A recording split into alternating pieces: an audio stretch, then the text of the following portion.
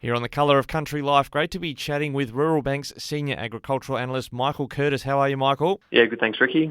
We're very grateful for the Rural Bank reports that came out about where we're heading on the cattle and sheep sectors. Let's look at cattle first. It looks like, in the short term at least, some optimism there as we start recovering from that big price dive that we had a couple of months ago. Yeah, that's right. It's been good to see the recovery in prices from late July start to hold up. So in the Eastern Young Cattle Indicator, we saw that get up to 1,052 cents on Monday this week. So that's a good recovery from where we were below 900 cents in late July. So that's good to see, and that indicator's back up above where it was a year ago.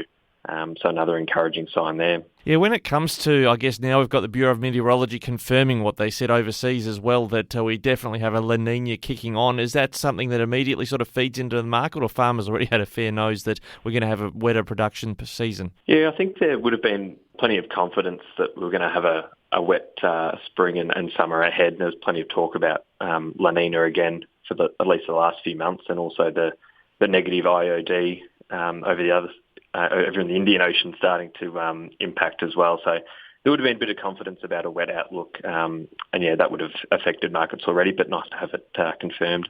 Now, you're situated in Victoria, I think. How are conditions looking just where you are at the moment? Yeah, I'm based in Bendigo in central Victoria, and it's rained a bit, so yeah, it'll help conditions here, and yeah, sort of been a wet little period lately. Yeah, good. Well, when we look at the lamb side of things, we do see a lot more coming onto the market around this time of year. But nonetheless, the price is still going in the right direction for our producers. Yeah, that's right. We have seen, again, similar to cattle, a good recovery in prices lately. So the National Trade Lamb Indicator was up a couple of cents in the last week to 741 cents and returned above 750 cents on Monday. So that was the first time we'd seen that mark since mid-July. So yeah, again, a good recovery in prices in recent weeks, and a lot of that seems to be driven by new season lambs coming on in greater numbers and in good condition, so attracting a bit of demand for those.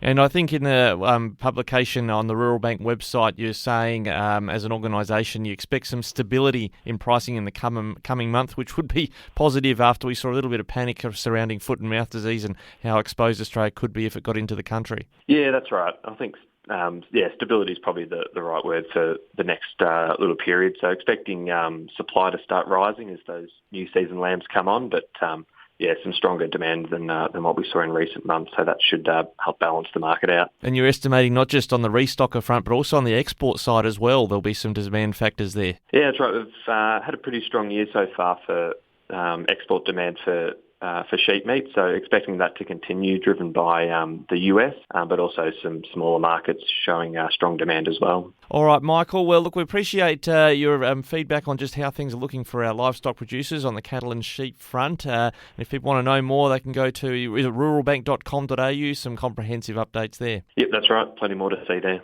Thanks again, Michael, and we'll catch you later. Thanks, Ricky.